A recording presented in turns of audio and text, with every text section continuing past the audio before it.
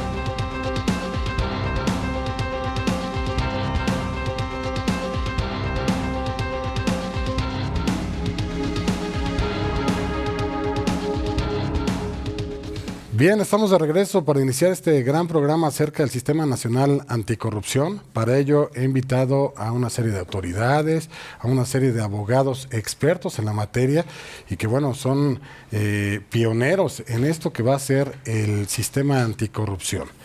Les doy las gracias a todos ustedes por encontrarse aquí en el panel del día de hoy de este magnífico programa. Y bueno, pues primeramente nos acompaña aquí a mi lado izquierdo el magistrado Manuel Lucero Espinosa. Quiero dar una semblanza de quién es usted para efecto de que el auditorio sepa perfectamente pues, quién está dándonos algunas opiniones, ¿no?, respecto del Sistema Nacional Anticorrupción. El magistrado Manuel Lucero Espinosa es licenciado en Derecho por la Universidad Nacional Autónoma de México. En el aspecto laboral ha prestado sus servicios en varias dependencias y entidades de la Administración Pública Federal. Y desde 1998 se desempeña como magistrado de sala regional en el ahora Tribunal Federal de Justicia Administrativa. Como docente ha sido profesor de la Universidad La Salle en Derecho Administrativo, cursos 1 y 2, Clínica de Derecho Procesal Administrativo y Práctica Forense de Derecho Fiscal. Asimismo, es en la Universidad Panamericana dictó la materia Teoría del Acto Administrativo en el curso de especialidad de Desarrollo Administrativo y, Derecho Administrativo, y actualmente imparte las materias de Derecho Administrativo Estructural y Recursos Administrativos en la Maestría de Derecho Administrativo. En la División de Estudios de Posgrado de la Facultad de Derecho de la Universidad Nacional Autónoma de México, la UNAM, también ha impartido cursos de responsabilidad patrimonial del Estado, responsabilidad administrativa y resarcitoria, régimen jurídico de los servidores públicos, régimen patrimonial del Estado, procesos seguidos ante tribunales administrativos y sistemas de justicia fiscal.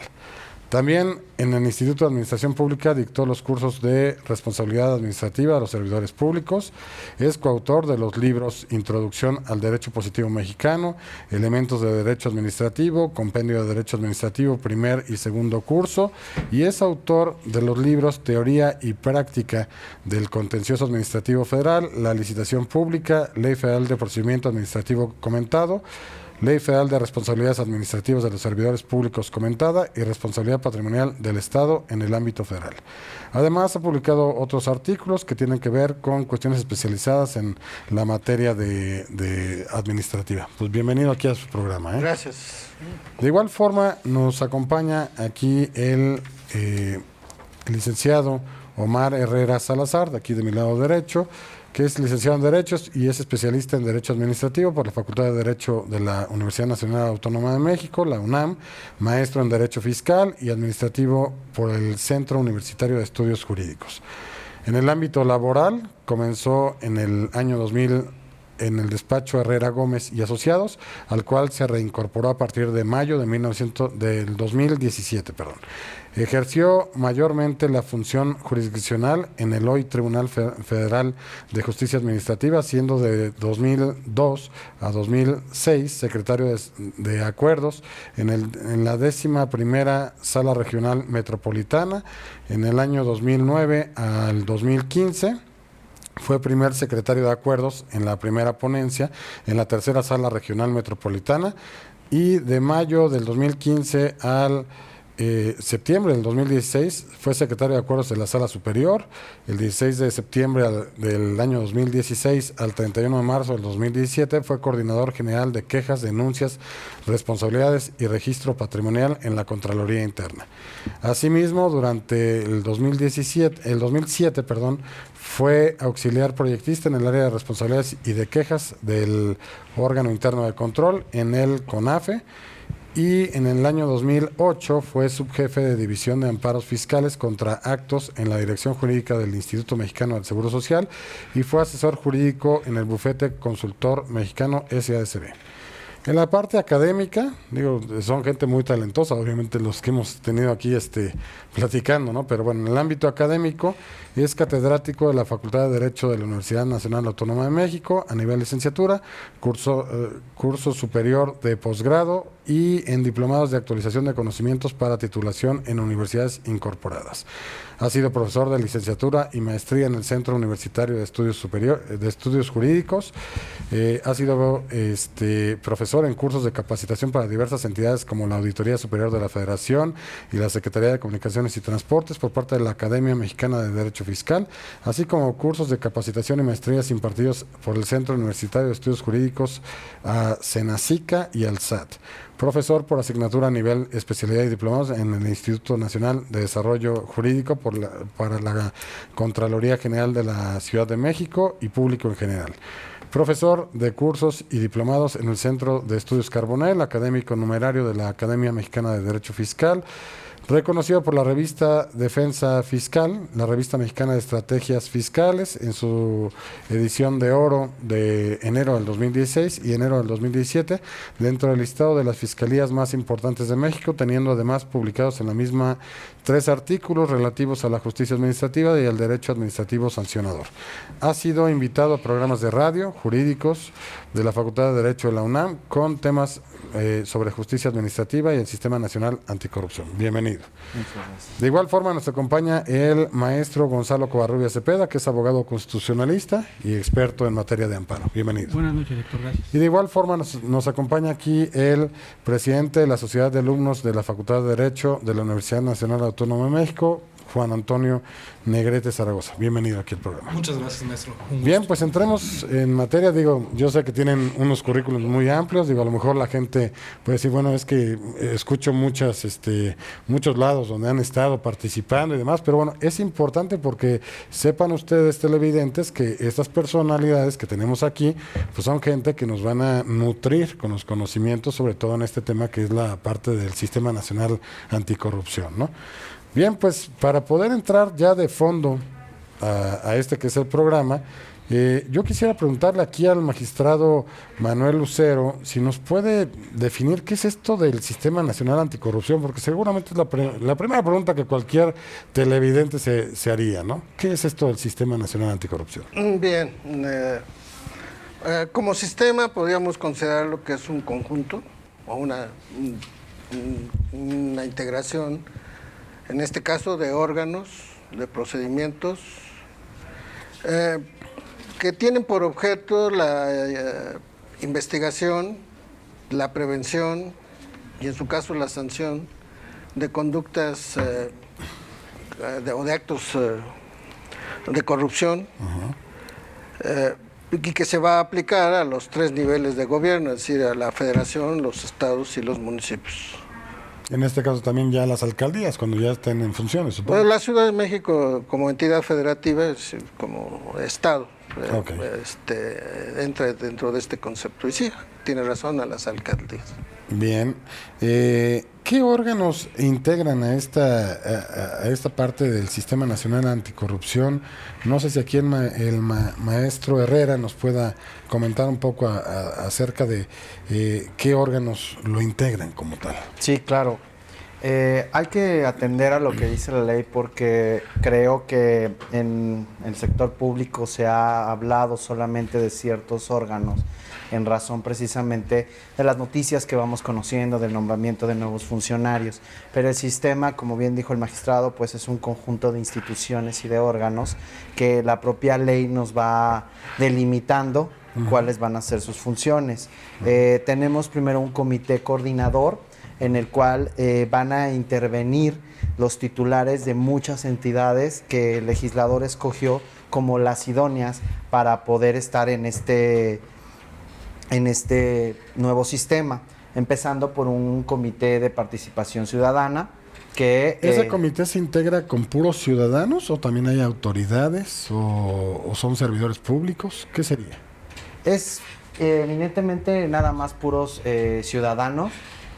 No sé si aquí el maestro Gonzalo Covarrubias nos puede... Bueno, de hecho, el Comité de Participación Ciudadana es una instancia de acercamiento, por llamarla de alguna manera, en términos coloquiales, por medio del cual se va a buscar la cercanía entre la sociedad con el gobierno.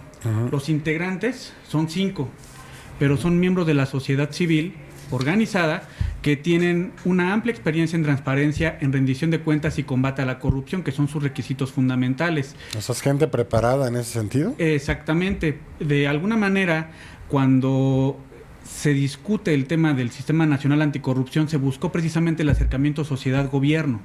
Bien. Entonces, estos integrantes del Comité de Participación Ciudadana son una pieza fundamental y yo lo pondría de esta manera. Son un punto equilibrador dentro de todo el Sistema Nacional Anticorrupción, porque al formar parte del Comité Coordinador también lo presiden y curiosamente al presidirlo van a generar un contrapeso muy importante por el cúmulo de órganos de gobierno o más bien de órganos del Estado mexicano que lo conforman. ¿Cuánta gente conforma este comité?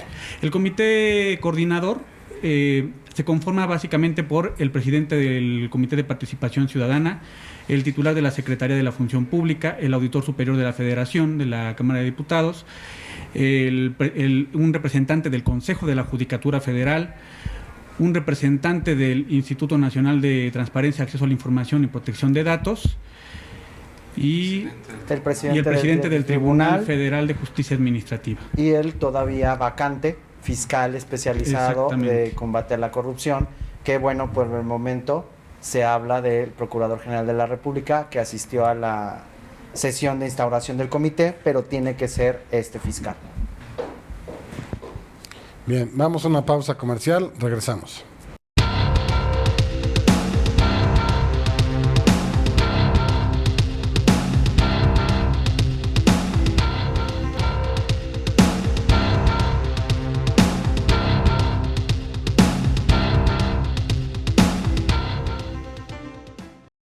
Bien, estamos de regreso y bueno, nos quedamos platicando acerca del comité que integra la participación ciudadana. Son gente experta entonces que tienen conocimientos acerca del sistema anticorrupción, toda esta parte, forman parte de, bueno, hay un cúmulo de autoridades incluso que ven todo esto que es el Sistema Nacional Anticorrupción. Sí, nada más quisiera aclarar lo siguiente, el Comité de Participación Ciudadana es el que preside el Comité Coordinador y el Comité Coordinador, por decirlo de alguna forma, es el cúmulo de todos los entes públicos junto con el Comité de Participación Ciudadana que conforman a su vez todo este sistema. ¿Y el de Participación Ciudadana cuántas personas lo integran? 5 personas. ¿Pero son de diferentes estados de la República o es indistinto? O fue un examen, digamos, que bueno, para poder llegar hay un comité de selección que evidentemente tuvo que haber seleccionado a los miembros del Comité de Participación Ciudadana. Ahorita desafortunadamente no tengo los nombres de quienes sean los que conforman este comité, pero ese comité debe ya estar operando a partir del 19 de julio, que es una fecha límite. Incluso ya hizo algunas recomendaciones ese comité de participación ciudadana, en el sentido de quienes ocuparan, o dio el nombre incluso de algunas personas para ocupar el cargo de fiscal anticorrupción, ¿no? Exactamente. Sí, el Comité de Participación Ciudadana ya está funcionando. Lo que se está integrando apenas es, digamos, la estructura que es una denominada Secretaría Ejecutiva, que es la que va a auxiliar a este comité. Se sigue integrando muchas funciones e instituciones. Estos 5 comisionados ya fueron seleccionados por el comité. Ahorita, semanas anteriores, fue seleccionado el secretario ejecutivo. O sea, ellos son, digamos, la parte de los ciudadanos, ya reconocidos 5, forman el Comité de Participación Ciudadana. Hay un secretario ejecutivo. Ese secretario ejecutivo los asiste a este comité como tal. Sí. O sea, sus peticiones, sus dudas, sus interrogantes. Es el titular de una entidad que se va a crear como un organismo desconcentrado, que ya es la estructura, el cuerpo de lo que va a ser el trabajo del comité. Okay. Y retomando a su pregunta, no son servidores públicos. No son La ley reconoce que no hay ninguna relación de estos comisionados con el gobierno ni con la propia Secretaría Ejecutiva, sino que son ciudadanos. No se les reconoce el carácter Pero de sí se servidor les público. paga con algún emolumento, o no reciben ningún emolumento. No. Ni uno. Es un carácter honorífico, digamos. No, nada más abundando, también esto se da en los estados, o sea, va a haber una integración de los mismos órganos a nivel federal, que también va a estar a nivel... O sea, se replica cada estado de la República. Debe replicarse en los mismos términos, porque todas estas leyes son precisamente las que integran el sistema, que no solamente es de la federación, sino también están regidos los estados, que deben tener los mismos órganos que hay en la federación. Bien. Y que precisamente este sistema tiende a coordinar precisamente a los órganos de las entidades federativas, incluyendo la Ciudad de México, con la federación, precisamente pues, para que a nivel nacional, por eso es un sistema nacional, para que a nivel nacional pues, se haga combate a la corrupción. Ok. De ahí, ¿quiénes más integran todo el conjunto, digamos, de órganos? Sí. Está el secretario ejecutivo, está el Comité de Participación Ciudadana. ¿Quiénes más lo integran? La ley nos habla de un comité rector del Sistema Nacional de Fiscalización. O sea, la parte de la corrupción es la que ha sido la mayor estrella de esta reforma. Pero la ley integra como parte otros 2 elementos, que es el Comité Rector del Sistema Nacional de Fiscalización, que es como un apartado en el que también algunas mismas autoridades que ya les mencionamos, como la Auditoría Superior de la Federación, la Secretaría de la Función Pública y sus espejos en todas las entidades, incluyendo la Ciudad de México, lo que va a buscar es establecer a grosso modo lineamientos generales de prevención que se da en las propias auditorías, los sistemas de auditoría y fiscalización. Esos sí son, digamos, servidores públicos, sí, pero son un cúmulo de cosas que están viendo cómo manejan la prevención. Exacto, unificar la prevención, unificando criterios de auditoría y de investigación. Bien, aquí el maestro Gonzalo, si quisiera aquí es muy importante señalar que una de las partes fundamentales del Sistema Nacional Anticorrupción es precisamente el coordinar el cúmulo de sistemas de control interno con los sistemas de control externo, entiéndase contralorías en todos los estados del país o las secretarías encargadas del control interno en todo el país, junto con las auditorías o entidades de fiscalización superior. Entonces, a través de esta coordinación, lo que se busca es precisamente combatir todo este lastre social denominado corrupción. ¿Por qué? Porque desafortunadamente se han detectado algunas inconsistencias en el funcionamiento de muchas áreas, pero también se han dado cuenta en muchas entidades del país que solamente homologando los procedimientos y llegando al extremo de homologarlo específicamente con las mejores prácticas internacionales, se puede llegar a un resultado esperado, que es el combate a la corrupción. Entonces, aquí también valdría la pena señalar que en muchos casos se ha dicho que hay normas incluso hasta ISO que tienden al combate a la corrupción. No obstante, también las normas ISO en muchos de los casos se quedan cortas, porque nada más abundan sobre ciertos tópicos, pero no sobre aspectos que van más allá de meros controles de procedimientos y que tienden propiamente a sancionar a personas que se involucran con actos o hechos de corrupción. Bien, entonces, si pudiéramos mencionar, digamos, todo el aparato, todos los órganos, digamos, es los ciudadanos, a través de su comité, la secretario técnico, el otro órgano que me señalaban, ¿cuál era? El que había comentado el Comité Rector del Sistema que Nacional ese es de el preventivo, Fiscalización, digamos, y es una unión de exactamente, varios servidores públicos de como varias tal. entidades y organismos. ¿Quiénes más lo compondrían como tal? Y ya los sistemas locales. Ya cada uno replica. La réplica en los sistemas locales. Ok. Y las salas, por ejemplo, que resuelvan, ¿no forman parte de ese sistema? O sea, esos ya serían más bien autoridades que conocerían de la parte de la anticorrupción. De la parte de procedimiento para sanción Ok. y de conocimiento en vía de impugnación, sí. Y habría nada más la parte del fiscal anticorrupción, ¿o ese dónde quedaría? El fiscal anticorrupción, que como insistía, está pendiente de nombramiento, él queda para el ámbito penal. Ok. Aquí son 3 regímenes los que se están aglutinando: el régimen de la responsabilidad administrativa, el régimen de la responsabilidad penal, que lleva este fiscal, y el régimen de la responsabilidad resarcitoria, que es el que llevan la Auditoría Superior de la Federación, y bueno, esto en sus espejos estatales. Bien. En sí, digo, porque seguramente le nace mucho la duda a los televidentes, ¿qué importancia tiene para todo México el nuevo sistema nacional anticorrupción? No sé si aquí el maestro Gonzalo nos pueda comentar esta parte, porque digo, la gente dice, bueno, ¿a mí de qué me sirve que exista la anticorrupción? Bueno, yo al contrario, yo lo vería no tanto por el lado de que la gente diga que para qué le sirve, sino que la gente ya está harta de la corrupción y por eso se adoptó un sistema nacional anticorrupción. De alguna manera, cuando nosotros empezamos a ver ciertos eventos a nivel nacional, que no los voy a mencionar porque sería una lista interminable, y además yo creo que también sería impropio señalar nombres y apellidos de muchas personas, lo cierto es de que muchas personas entraron en un hartazgo social, a grado tal de que inclusive se ve reflejado hasta en los votos de la población cuando elige a sus gobernantes. ¿Por qué? Porque simplemente está repudiando el hecho de que haya corrupción y que esa corrupción esté afectando todo el estrato social. Entonces, con este sistema lo que se busca es lograr de nueva cuenta la confianza en las instituciones.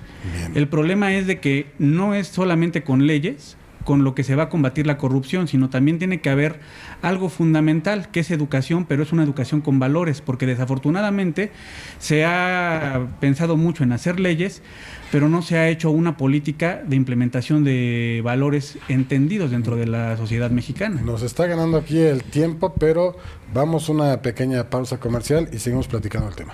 Muchas gracias.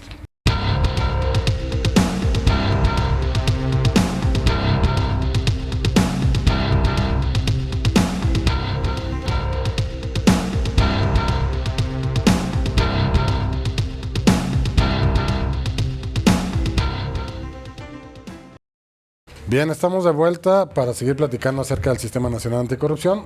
Se quedó, digamos, en el uso de la voz aquí el maestro Gonzalo Covarrubias. Estamos platicando aparte sobre la importancia de este nuevo sistema. Yo tendría, digamos que 2 preguntas. ¿Por qué hasta ahorita lo estamos llevando a cabo y no antes, como tal? Porque digo, siempre hemos tenido corrupción en todos nuestros órganos de gobierno, en todas las esferas, en toda la parte, ¿no? Y 2, si seguimos regulando, si seguimos haciendo más normas, pues habla de que estamos en un estado que totalmente es corrupto, porque donde hay mayor simplificación normativa es que dicen que no hay tanta corrupción. ¿Por qué esta parte? Bueno, contestando lo que tú estás diciendo, Héctor, desafortunadamente estamos pensando ahorita en un sistema nacional propiamente llamado así. No obstante, el combate a la corrupción siempre ha existido. Si nosotros nos vamos a la novísima recopilación, si nos vamos a las leyes constitucionales de 1843, si nos vamos al Acta Constitutiva y de Reformas del 47, si nos vamos a la Constitución del 57, a la Constitución de 1917 y a las leyes que fueron sumándose a este combate a la corrupción, podemos advertir que siempre ha existido un combate precisamente a este fenómeno de la corrupción. Se ha buscado el castigo de aquellas personas que ejercen mal el servicio público, pero desafortunadamente han sido insuficientes. Tan solo por dar unos ejemplos, hay leyes en varias entidades del país que, en donde las conductas graves prescriben al año. Entonces, si las conductas graves Pero ni siquiera lo prescriben pueden al año, detectar en un hay veces año. que en un año no se puede detectar precisamente una conducta de Ya esa cuando se dan naturaleza. cuenta ya pasaron 2, 3 años como tal. Exactamente, y entonces ahí es donde ya no se pueden sancionar. Ahora, ¿qué es lo que se pretende ahora con este sistema? Que por lo menos ya haya un plazo de prescripción más amplio, que en este caso sería de 3 años si es conducta no grave o de 7 años si es conducta grave, para que, no obstante que pasara un sexenio y fuera a lo mejor una fuerza política, porque ese fue el motivo principal por el cual fueron los 7 años implementados como prescripción de sanciones, bueno, de faltas administrativas graves, el hecho de que las fuerzas políticas podrían durar 6 años dentro del poder público. Entonces decían, si pasan 6 años, posiblemente la conducta a los 5 años ya haya prescrito. Entonces, si lo alcanzamos a los 7 años, todavía se le puede sancionar. Lo cual sería correcto, ¿no? Porque la verdad es que yo he visto, por ejemplo, equipos de fútbol que sirven para efecto de los gobiernos estatales, bajar por ahí mucho dinero y lo aprueba la parte del legislativo, digamos, estatal.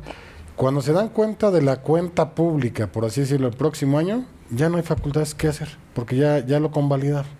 Y lo cual es lamentable, porque ahí se filtra mucho dinero, ¿eh? O sea, se va mucho dinero y es corrupción propiamente. Son recursos públicos que se emplean para otro tipo de cosas y no necesariamente para hacer deporte. Eso es lamentable, ¿no? Sí, desafortunadamente no podemos pensar en que la corrupción no se haya combatido. Simplemente estamos viendo que los mecanismos resultaron ineficaces en un primer momento. Bien, no sé si aquí nos puedan también comentar algo referente a esta parte de la importancia del nuevo sistema. Claro, yo tendría en consideración y a tu pregunta de por qué hasta ahora,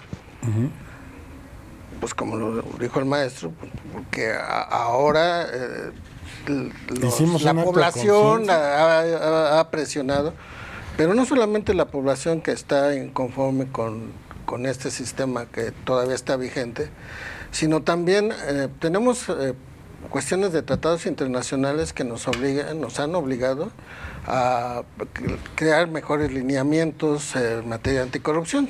Si vemos la exposición de motivos de la reforma constitucional, como de la llamada ley de 3 de 3, vemos que todo esto se origina también por los tratados internacionales que en materia de anticorrupción se han celebrado y que con México como parte de ellos y que de alguna manera lo llevan a su cumplimiento. Bien. Ahora, este sistema pretende ser educativo, como decían los compañeros, pretende ser preventivo antes que coercitivo. Es decir, lo que vaya a buscar más, y ya lo decía el maestro, es la educación, es decir, la prevención más que el castigo. Bien. Como punto medular. Por eso de ahí la coordinación en materia de fiscalización, en materia de rendición de cuentas, porque esto debe ser previo a la determinación de las conductas punitivas o sancionadas. Sino lo que se busca, insisto, es la prevención más que las sanciones que se otorguen, ¿no? Sí, porque las sanciones, pues al final de cuentas acabarán, pero sancionando. Pero lo que más interesa es prevenir. Es decir, la corrupción se acaba con la prevención. Bien. Maestro Omar Herrera, yo, atendiendo a lo que dice aquí el magistrado, qué bueno que sea preventivo, pero ¿por qué tenemos que sobreregular más normas y normas y normas para tratar de atacar la corrupción? ¿No sería mejor a través de valores hacia los ciudadanos, a las nuevas generaciones? No sé, ¿qué piensa usted acerca de toda esta parte? Bueno, efectivamente yo coincido con los maestros. Aquí la medida se está tomando ya con el problema encima.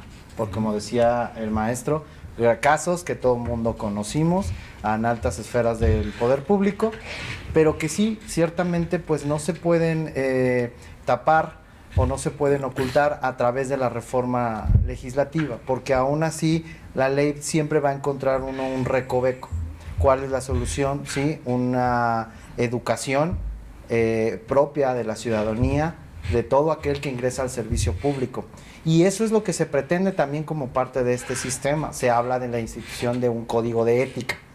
Es que eso sería importante, o sea, en las nuevas generaciones que tengan valores, ética, porque si no, pues esto vamos a seguir regulando, y como usted bien dice, van a encontrar el punto vulnerable para ahora irse por ese lado. Vamos a seguir con eso, ¿no? Exactamente. No sé si aquí Yo nada más para dar un comentario muy breve respecto a estas preguntas porque son muy importantes. Yo siento que el Sistema Nacional Anticorrupción para México llegó tarde. Llegó tarde. Y no es algo innovador. Es innovador en cuanto a la complejidad del sistema y de lo que busca, porque sí hay que reconocer que este sistema va a dar es una punta de lanza para combatir la corrupción. Como decía el maestro Gonzalo Covarrubias, antes ya había materia de combate a la corrupción, pero no existían como tales organismos que manejaran este combate a la corrupción y lo llevaran a su ámbito preventivo y sancionador. Pero, por ejemplo, Francia fue uno de los primeros países, por 1960, 70, que instaura su servicio para la prevención de la corrupción. Hong Kong también fue de los primeros en adoptar una comisión de anticorrupción. Y así nos podemos ir a inclusive países de África. Shanghái incluso, pues cualquiera que fuera, no sé, que haya robado, le cortaban los brazos o lo mataban. O sea, ¿Sí? Ponían ejemplos muy drásticos. Digo, sé que no podemos llegar a algo así, pero con esas cosas drásticas, al día de hoy, ya no tendríamos estos problemas. No sé qué No, piensan aquí. pero aparte de ello, digo, sí ya había, lo que voy es que ya había esa conciencia de combatir esta corrupción. Y algo muy importante que decía el magistrado Manuel Lucero era que esto también se vino gracias a la presión internacional, porque sí hay convenios que tenemos en materia de corrupción y que no se estaban adoptando, y este sistema pues obviamente trae a colación junto con una compilación de leyes que se establezca este nuevo sistema preventivo y sancionador. Ok, vamos a una pausa comercial. Regresamos.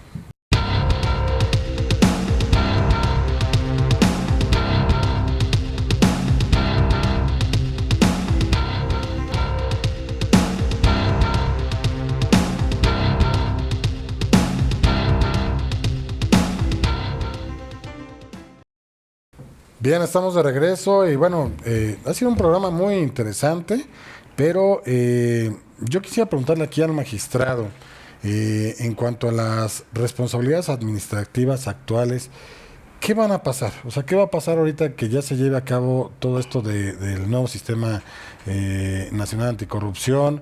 ¿Qué pasa con esas responsabilidades de esos servidores públicos que se dieron o que se van a dar? ¿O qué pasaría? Bueno, yo nada más previamente al responderle la pregunta, yo nada más quisiera hacer el comentario de que el problema de la corrupción no es exclusiva de México. No. Es a nivel mundial. Muchos países pues sí han llegado a un extremo. Yo creo que también pues mandar a fusilar a alguien, eso pues tampoco es una solución para acabar la corrupción. La ley del talión, sería ojo por ojo, ¿no? Alejandro Nieto en 1970 publica en la revista española un artículo denominado Las vicisitudes del derecho disciplinario. Bien. A grandes rasgos lo que él comenta ahí es que el derecho disciplinario en Europa es difícil de aplicar porque siempre hay la tendencia a proteger al amigo, al compadre, al colaborador. El amiguismo. En términos generales, y que por eso no tenía aplicación el derecho disciplinario, o que cuando se llegaba a aplicar, pues se hacía con una tendencia represiva. Es decir, quien llegaba al poder, pues buscaba el sacrificio de los que estuvieron en la administración anterior, pues llegar a acuerdos, ¿no? Por venganza. No te sanciono, pero sé que tienes este punto vulnerable, ¿sí? Y vamos a acordar ciertas cosas. Por venganza, por cualquier... Y en el mismo artículo Alejandro Nieto comenta que ya en Francia Gastón Yes había anunciado este problema. Y ellos, tanto Yes como Alejandro Nieto, hablan de jurisdiccionalizar el derecho disciplinario, es decir, que no sean las autoridades administrativas las que sancionen, sino que sean los tribunales. ¿Sí? Volver al régimen, digamos, casi penal, Nada más que tanto Alejandro Nieto como ellos decían que no eran los tribunales ordinarios, sino los tribunales especiales de la jurisdicción contenciosa administrativa. Y ahorita, bueno, en relación a su pregunta, ¿qué pasa con las conductas? Bueno, debemos de tomar en cuenta que hay un principio constitucional que establece la irretroactividad de la ley. ¿Qué quiere decir esto? Bueno, la ley todavía no entra en vigor. Va a entrar en vigor pues, la próxima semana, si no mal recuerdo, 19 de julio, perdón, hasta el próximo mes. Y entonces, pues todas las conductas que se cometan a partir de la entrada en vigor de esta ley serán aplicables el nuevo sistema. El nuevo sistema como tal. Para las conductas que que se dan con anterioridad, es decir, las que estamos, por ejemplo, ahorita conociendo, pues no se les aplicará este nuevo sistema, se tendrá que aplicar el sistema anterior. Okay. Ahora, aquí, a diferencia del sistema anterior, es que aquí hay, digamos, dos bloques de conductas. Las conductas graves y las no graves. Las conductas graves tienen una conducta precisamente que se llama así conducta grave, que son determinados tipos, ¿sí? Cohecho, soborno, tráfico de influencias, contratación indebida, Peculado, toda esa parte. Pero van, como en materia penal, son tipos, o sea, son plenamente identificadas. Plenamente identificadas, ¿sí? De acuerdo con la definición que en cada una de ellas da la ley. Estas son las conductas graves. Las conductas no graves, pues son las reguladas más o menos a la semejanza del actual sistema. Es decir, hay un catálogo de obligaciones que tienen que cumplir los servidores públicos, que si no las cumplen, pues serán acreedores a una sanción por la comisión de conductas no graves. Bien.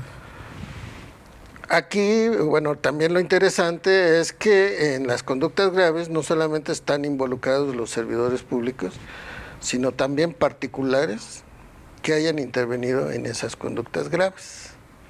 O sea, nuestro sistema disciplinario ahora no solamente abarcará servidores públicos, sino también particulares que estén ligados básicamente por la contratación, sea de obras públicas o de adquisiciones, arrendamientos o prestación de servicios, que celebren con los órganos públicos un contrato de esa, que se refiere a esos bienes.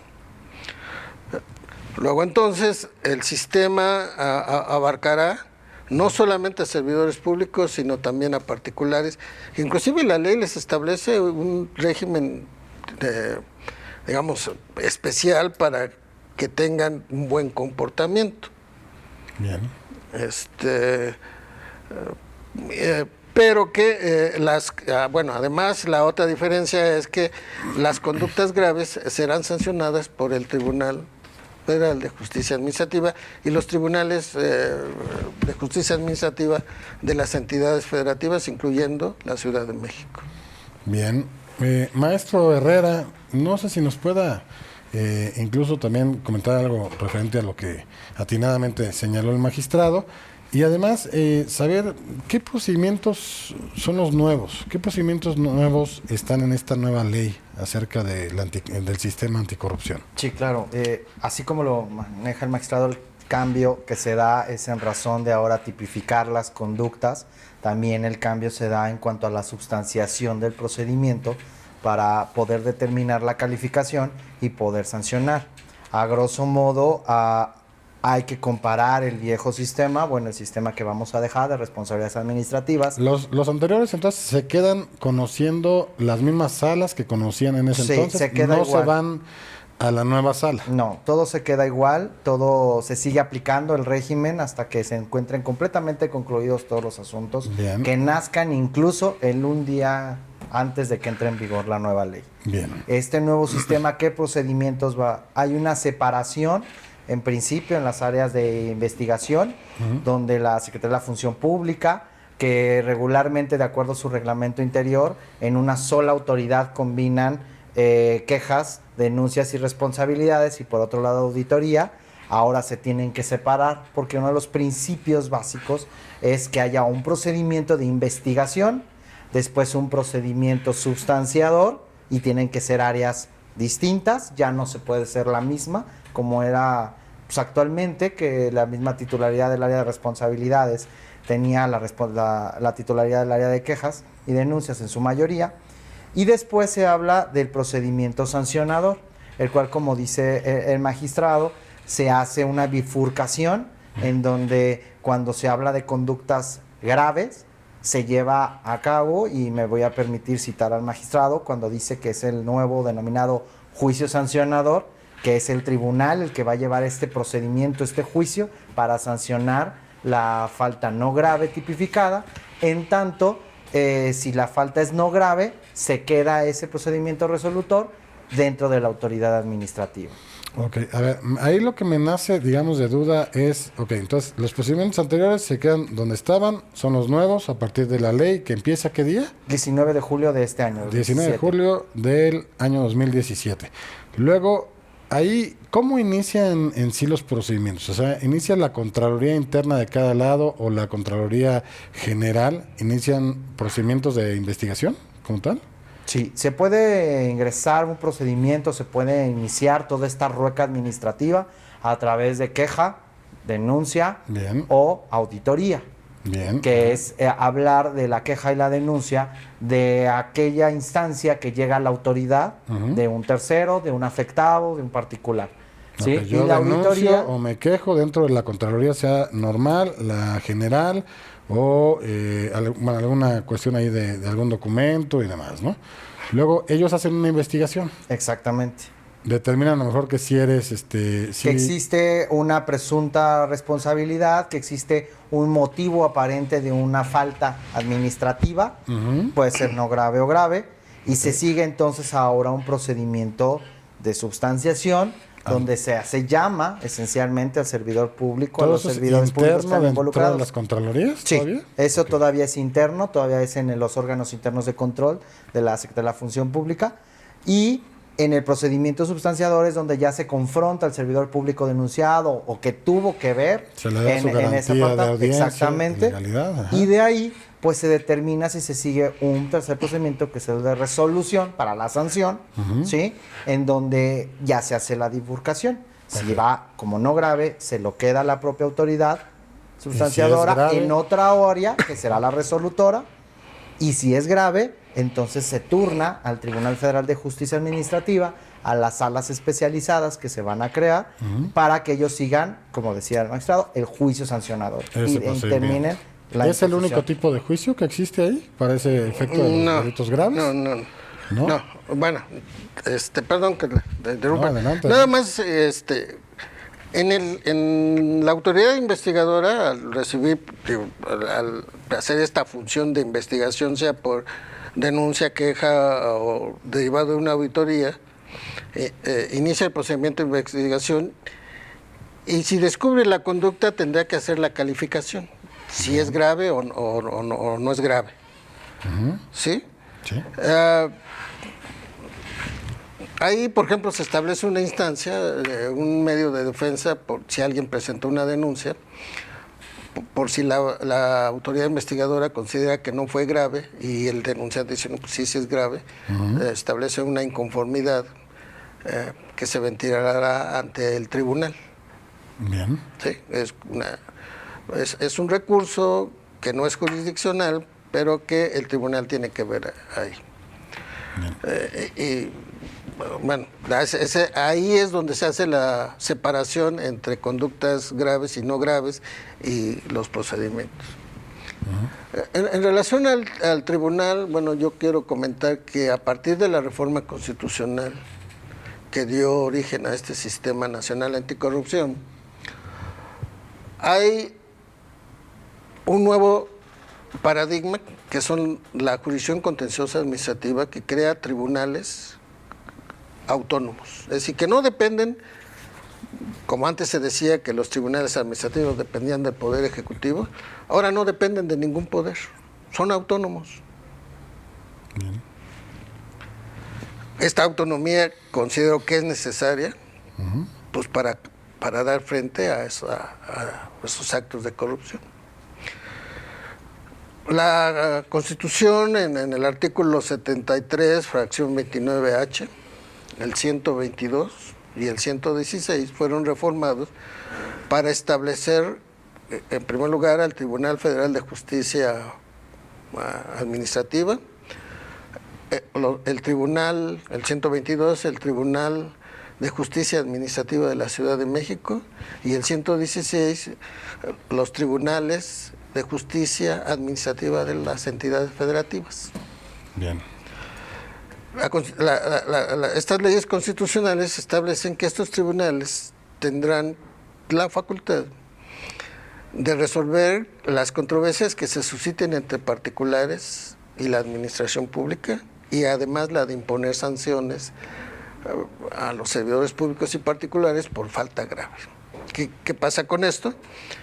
Que estos tribunales tienen dos tipos de jurisdicción, es decir, la jurisdicción contenciosa administrativa, que se encarga de resolver la legalidad de los diferentes actos que las autoridades administrativas emiten, y lo que por ejemplo en Francia se llama contencioso sancionador. Bien. Entonces tiene dos tipos de contencioso, dos tipos de juicio. El juicio contencioso administrativo, con sus actuales modalidades de juicio en línea, juicio ordinario, juicio tradicional, juicio sumario, juicio de resolución exclusiva de fondo, más aparte el juicio sancionador. Bien. Que es totalmente diferente, se rige por procedimiento distinto al contencioso administrativo tradicional. Nos están aquí marcando la pausa aquí por parte de la producción, pero vamos a un pequeño comercial, regresamos.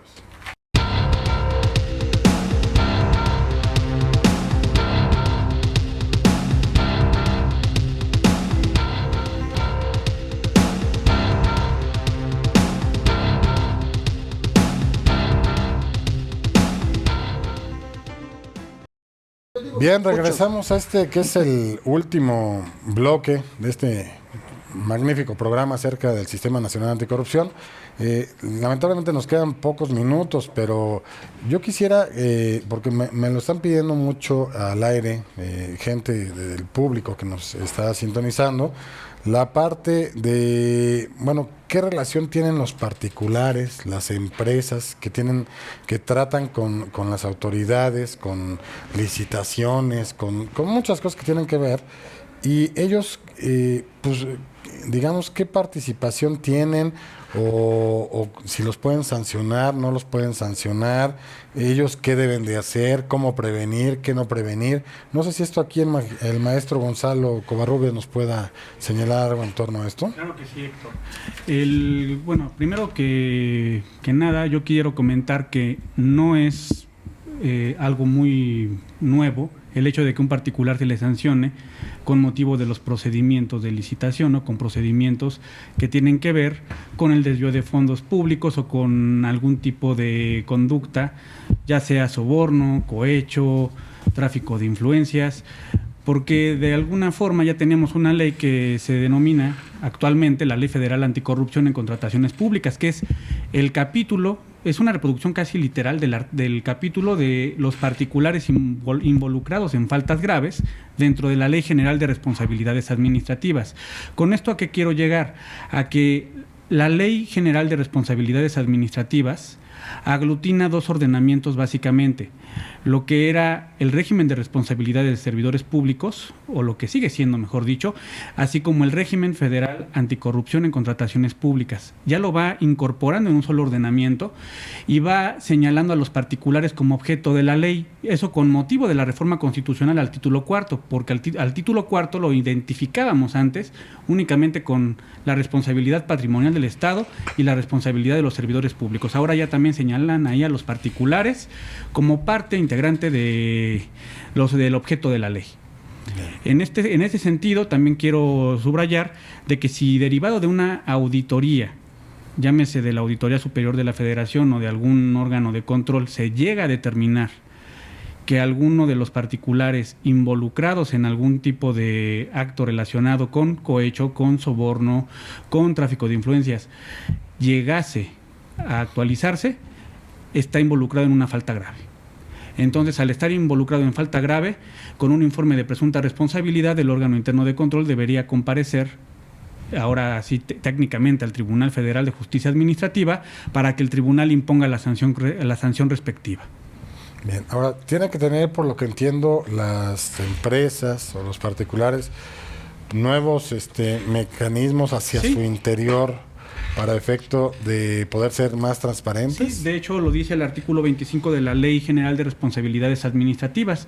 Debe tener un manual de organización con un detalle completo de las funciones de cada uno de los miembros de esa organización. Debe tener también un código de conducta debidamente publicado y socializado dentro de la propia organización. Sistemas adecuados y eficaces de control, vigilancia y auditoría, que no es nada fácil hablando de las empresas, porque actualmente, inclusive me atrevería yo a decir que muchas de las empresas que actualmente licitan no cuentan con estos mecanismos de control. Y además porque a nadie le gusta ser controlado. Pero ya va a ser necesario como una política de integridad de personas morales.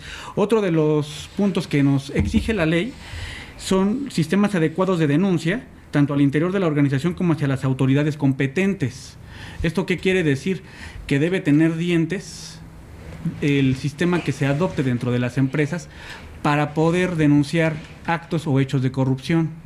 Otro de los puntos que también nos indica dentro de la ley es que deben tener sistemas y procesos adecuados de entrenamiento y capacitación respecto de medidas de integridad, situación que también muchas empresas no tienen. Tan es así que una vez me tocó ver un código de ética en el que curiosamente se aduce, o se decía más bien, que si por práctica convencional dentro de un país se tenía que dar algún tipo de dádiva, previa opinión del jurídico se tendría que dar. Bien. O sea, a mí me llamó la atención ver un código de ética de esa magnitud. Es impresionante lo que van a tener que adoptar sí, las empresas. Porque inclusive la corrupción siempre la asocian con el servidor público, pero no volteaban a ver a los particulares, y realmente la verdadera corrupción venía de los particulares. Los que tienen que ver con la corrupción. Sí, ¿no? pero yo me atrevo también a decir que los particulares eran quienes lo propiciaban en mayor medida. Y los que pagaban como tal. Pues ¿no? sí. Ahí yo la observación que sí le haría a todos los televidentes, sobre todo aquellos que son empresarios o forman parte de una empresa como tal, pues tiene que tener en cuenta todo lo que acaba de señalar el maestro Gonzalo Covarrubias, porque esto es algo que si ustedes no tienen, ¿qué les va a pasar? Pues simplemente si se llega a pedir en una convocatoria para licitar, no se va a cumplir con el mecanismo. O sea, te sacan de esa licitación. Simplemente no podría participar. Imagínense que nada más les dijeran, deberán establecer sus políticas deberán exhibir sus políticas de integridad. ¿A partir de cuándo es esta parte de que deben ya las empresas de tener esto? A partir del día 19 de julio, que es cuando entra en vigor la Ley General de julio Responsabilidades. del año 2017. Sí, además, bueno, yo creo que una de las cuestiones más importantes, digo, aparte del tener su código de conducta, de ética, esta última cuestión que señalaba el maestro sobre los mecanismos de protección de la integridad, es para que tengan mecanismos para que gente, digamos, mala, Sí, sí. no entre a las empresas a trabajar, es Sí. decir, gente corrupta no entre a trabajar en esas empresas. Claro, sí, sí. Y otra cosa, si usted me lo Sí, permite, adelante. es que esto va a tener vinculación también en el momento de sancionar. La ley establece como cuestión del principio de proporcionalidad que para sancionar debe de tomar en cuenta esta situación. Es decir, si la empresa tiene toda esta política de integridad o no la tiene. La ley no dice en qué sentido va a funcionar, pero yo creo que va a servir de algún momento para que las salas del tribunal que vayan a sancionar puedan usarlo como agravante o atenuante de la responsabilidad. Bien. ¿Sí? Si no la tiene, pues es obvio que está faltando al cumplimiento de la ley y será como un agravante. Ahora, si la tiene, tiene que además investigarla, pues bueno, jugar ahí la autoridad sancionadora, investigar si realmente todo esto que tiene es eficaz o no es eficaz. Bien. Y que también va a jugar como agravante o atenuante. Ok. Sí, bueno. Sobre todo porque una de las sanciones administrativas que se pueden imponer es la disolución de la sociedad. Así es, o la disolución, inhabilitación. Entonces, la política de integridad, ¿para qué nos sirve? Para establecer un control interno, para inclusive que ese control interno pueda reducir los riesgos y de esa manera también generar las denuncias correspondientes previo a cualquier procedimiento que se pueda iniciar en contra de una sociedad, porque también puede darse el caso en que una sociedad denuncie a una persona que fungió como parte de esa misma sociedad, que en su oportunidad cometió un acto de corrupción o se ubicó en alguna hipótesis normativa de la ley, y con ello, evidentemente, pues va a tener de alguna forma manera de, como dice el magistrado, de atenuar o de agravar la conducta. Bien, lamentablemente pues, se ha acabado el tiempo de este programa, no el tema, porque el tema da para esto y mucho más, y aparte vamos a ir viendo cómo se va dando la parte de la entrada como tal, ya propiamente de la norma y de todas las conductas a partir del 19 de julio del presente año, por lo cual seguramente haremos próximamente algunos programas en torno a lo mismo, porque va a ser algo muy novedoso y veremos cómo se van dando las cosas, ¿no? Como tal. Bien, si usted tiene alguna duda, alguna aclaración, algún comentario que desee realizar, en pantalla aparecen los datos de una firma legal, donde con gusto nosotros sí contestamos y podemos dar respuesta a cualquier inquietud que ustedes tengan o canalizarlo con los expertos que nos acompañan el día de hoy aquí en el panel. Y bueno, si usted tiene la curiosidad de ver todos los programas que se han hecho de Justicia para Todos, tenemos redes sociales, tenemos en YouTube, en la plataforma YouTube, bajo el nombre Justicia para Todos, ustedes encontrarán pues ya 2 años y medio más o menos que se ha transmitido estos programas de Justicia para Todos, donde se han abordado diversos temas de derecho, de obligaciones, temas polémicos. Ojalá los puedan sintonizar, los puedan ver y déjenos sus observaciones o sus comentarios, porque todos ellos nutren a este programa de Justicia para Todos, saber qué temas desean que abordemos, a quienes les gustaría que citáramos, a que estén aquí dentro del panel que integran los diferentes programas de Justicia para Todos. Y bueno, también estamos en las redes de Facebook, en Twitter y Twitter también, bajo el nombre Justicia para Todos TV. Ojalá, insisto, déjenos sus comentarios. Todo eso hace que crezca este programa y sea en apoyo a todos ustedes. Bien, pues no me resta más que agradecerles a los panelistas que nos acompañaron a lo largo del presente programa, a la producción por hacer posible el mismo, y agradecerles a ustedes televidentes que nos han sintonizado, que nos han seguido momento a momento en este gran programa de Justicia para Todos, esperando que la próxima semana nos sintonicen en un programa más del mismo, donde seguramente abordaremos temas muy interesantes que les pueden ayudar muchísimo a todos ustedes en su vida diaria. Y recuerden nuestro lema, el cual es: la justicia es ciega, nosotros no.